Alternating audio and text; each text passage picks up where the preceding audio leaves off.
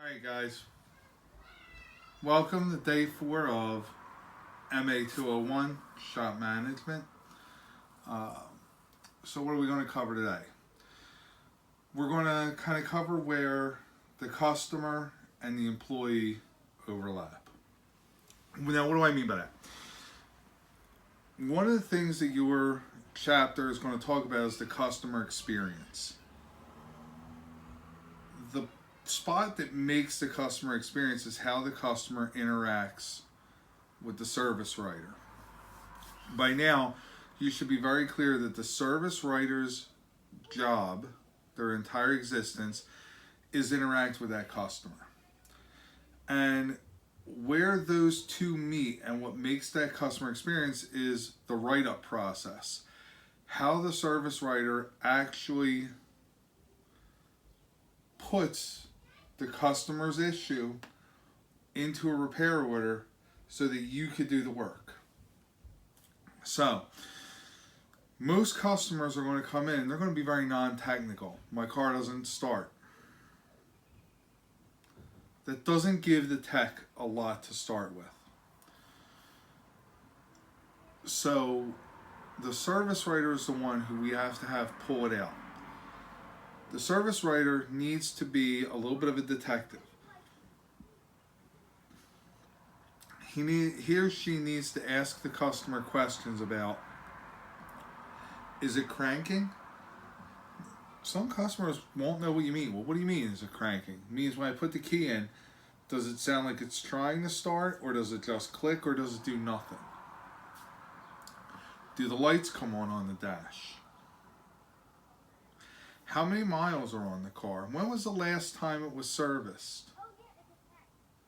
All of these are things that the service writer should be pulling together. The service writer also needs to be the one who educates the customer to let them know that we're not going to jump to any conclusions. We have to let the technician do a diagnostic. That diagnostic is 1 hour's worth of service. Here's what the rate for it is. Are you as a customer okay with paying the diagnostic rate?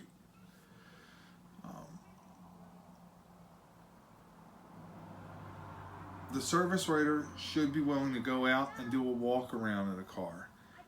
That's why if you notice, a lot of more modern dealerships have a drive-in service bay where when they're greeted by the writer, it's actually a lane that the car could drive directly in. The writer could pretty much hit the barcode on the door, immediately pull up the car with the VIN, already start pulling up service history, already start putting their notes in. They're also going to do a walk around, let the customer know anything that they see, because what we don't want is we don't want dirt or damage to get blamed on our facility.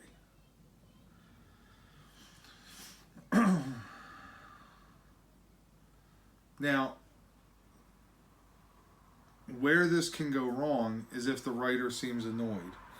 If the writer makes it seem like, hey, this is something that's putting me out of my way. Customers will observe that. They'll notice that. However, if it comes across like I'm trying to look out for you, I'm trying to advocate for you, I'm trying to help you, I'm defending you against those people in the back bays, the techs. I'm on your side. Again, it starts building that trust. We want to get to the point where the customer wants to request you as a writer or you as a tech. That's a big part of the customer experience. A customer who views you as being their ally could be willing to overlook a waiting area or a service center that maybe hasn't been updated in a little while. It might be a little bit smaller. Might not have as much flash, for lack of a better way of putting it. So that write-up procedure, the questions that the writer is going to ask, couple mistakes that go into this area. I've seen writers blame customers. Well, do you know if you put enough oil in it? Or when was the last time that you had an oil change done? If somebody's going to tell you, well, you didn't take care of your children right, or you didn't take care of your house properly, there's a good possibility you're going to get defensive right away. A lot of people are going to get defensive about their vehicle the same way. So, in that process of writing up a customer, we have to get all of the quintessential information, which means the year, make, and model of the vehicle, the license plate. We're going to want it, we have to get a mileage in number. That mileage in number is going to be super important. It's going to be super important for a couple of reasons. It's going to tell us what service should be done as per the manufacturer. That's going to give us a perfect starting point for what to recommend. Not only that, the mileage, where the vehicle is at in terms of mileage, can give us some clues already towards what might be the cause. Okay? And I'm using that word specifically. Cause is what we're going to look for. So a car that's having a misfire at 10,000 miles, excuse me, a car having a misfire at 10,000 miles,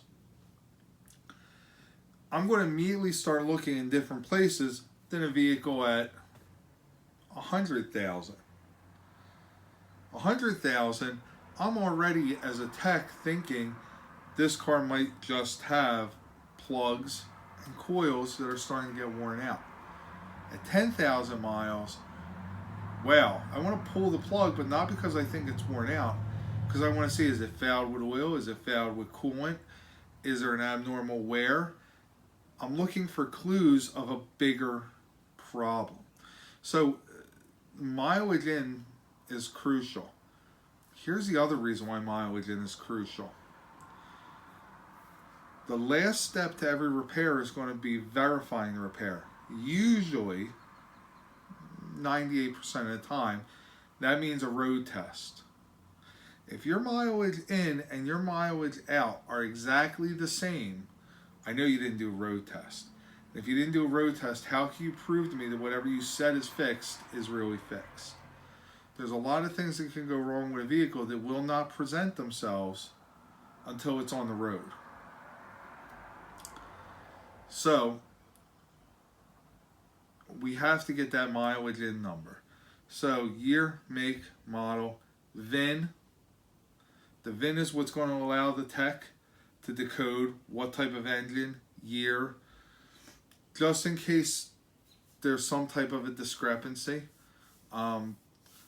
The VIN is going to determine what updates are available from the manufacturer. It's going to set off what technical service bulletins exist. Are there recalls?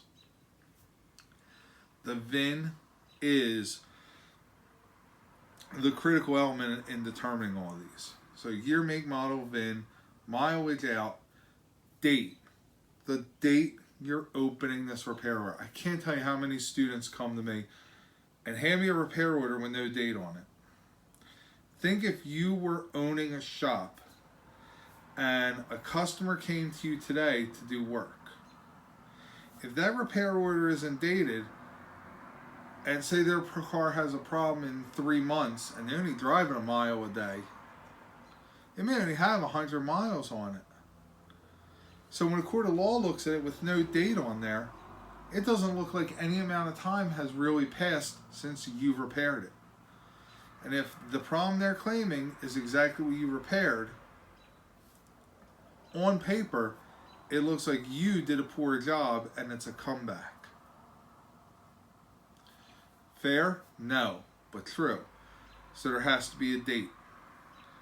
Year, make, model, VIN, mileage, date. Now, there's other things, what's a good way to get a hold of the customer? Do they want to be done by email? More and more repair facilities are taking videos and emailing them directly to customers. It makes customers feel more connected with what's going on in the service bay. So do they have a good email address? Do they have a good phone number? How are we going to get a hold of them if they're not sitting in that waiting room, so that once the tech determines this is what needs to be done, we can sell the work? And now we start getting into the meat and potatoes. What's the concern? Back in intro, you learned about the 3 C's. Those 3 C's are going to rear their head again here. Everything we do has to be set up in the form of those 3 C's. That's kind of our guide to the repair order. The concern, the cause, the correction. The concern is why the customer brings it in. It might be as simple as customer request oil change. It might be customer hears a metallic noise. Now, we've all seen the commercials for AMCO. Oh, my car does. Customers will come in and do that. They will try to mimic weird noises. They'll try to come up with weird descriptions. As a service writer, without making the customer feel silly about it, you're going to try to get them to put it into words. Was it a grinding? Was it like a metal on metal? Was it like maybe when gears get stuck? You're going to try to get what the description is so that you can give the tech something to start with. That's the concern. So whatever the customer brought it in for, it might have one concern, it might have multiple. Hey, I need an alignment, I need new tires, I need an oil change. That's 3 concerns. Now,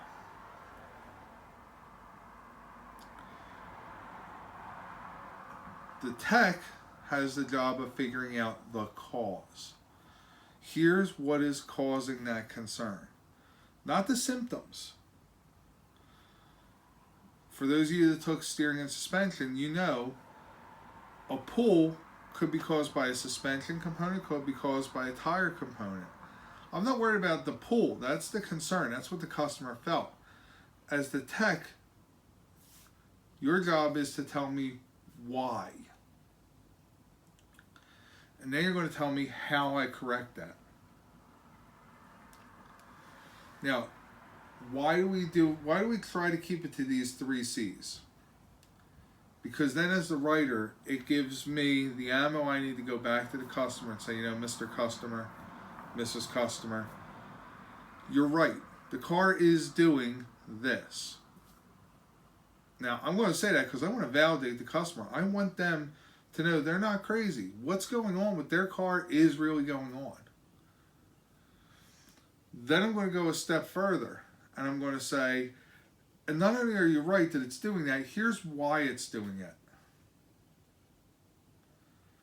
And I might have to tell them, we don't know what the fix is yet, we have to do more testing, or here's what the proper repair is. Now, if I'm an exceptionally good writer, I'm going to be just like a doctor's office. When the customer hears everything I have to say, I'm going to do a good job of telling them, here's the safety items. This needs to be done today. This list here are the things that would be really, really good. They're going to prolong the life of your vehicle. These are the things that are going to prevent a bigger problem.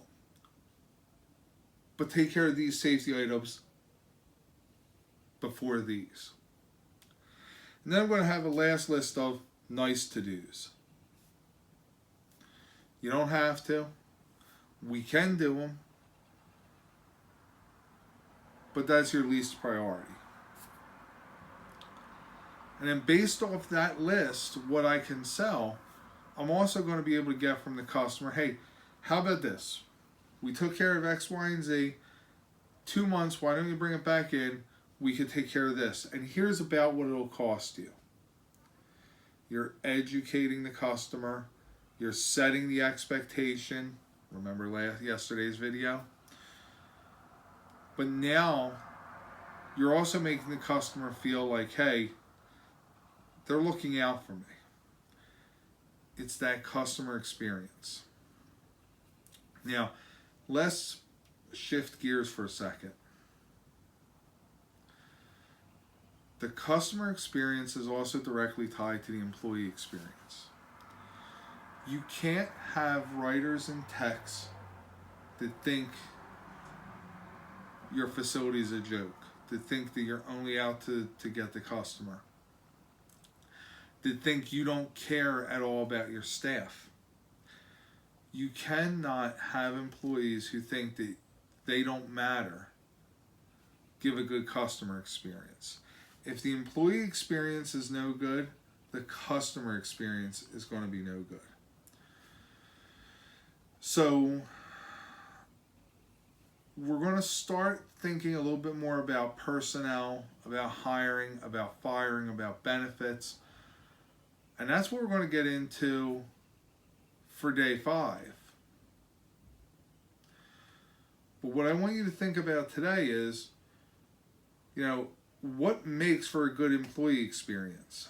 And how does that directly tie into a good customer experience? We've talked about all the things in that write-up procedure and ultimately selling to the customer and closing the deal and knowing what customer we have in front of us so we know the best way to tell. Does this customer want a lot of detail, or do they want this to be short and sweet because it's an inconvenience? Are these the type that are going to get into a huge story, but they'll be loyal, they'll keep coming back? Or are these the type that they'll get upset and they'll never tell you? We've talked about those quadrants, we've talked about these things. Now we're starting to think about, so if I'm the manager, how is the way I treat my employees, how is the way that I set up my business affecting the way my employees interact with my customers? So, how can you give a good employee experience? How can you make your employees want to treat your customers the right way? I'm going to leave you on that thought and have you think about it. That's what we're going to start tomorrow with. Because it's not always what you think it might be. Just keep that in mind. Right? So make sure you go in, make sure you go back to the other day's videos. You know what you need to think about. You know what I'm going to talk about. You know how we've gone now from understanding the customer, the different quadrants of customers, the selling, the write-up process. There's videos in the modules. You need to be watching those about all this stuff. Tomorrow we're going to shift gears, and this is not covered as heavily in the modules, but we're going to start talking about that employee-employer relationship. We're going to talk a little bit about taxes and benefits, and we're going to start talking about hiring and firing. So that's probably going to be our next 2 days of videos. It's going to be personnel-related stuff, okay? Because ultimately it all comes back to what we're talking about today. If I want to communicate effectively, if I want the loyal customers, if I want the good customer, I need to build the customer experience. It starts with the service write-up, but I also have to know that if I have unhappy employees, I'm never going to get the customer experience I'm looking for.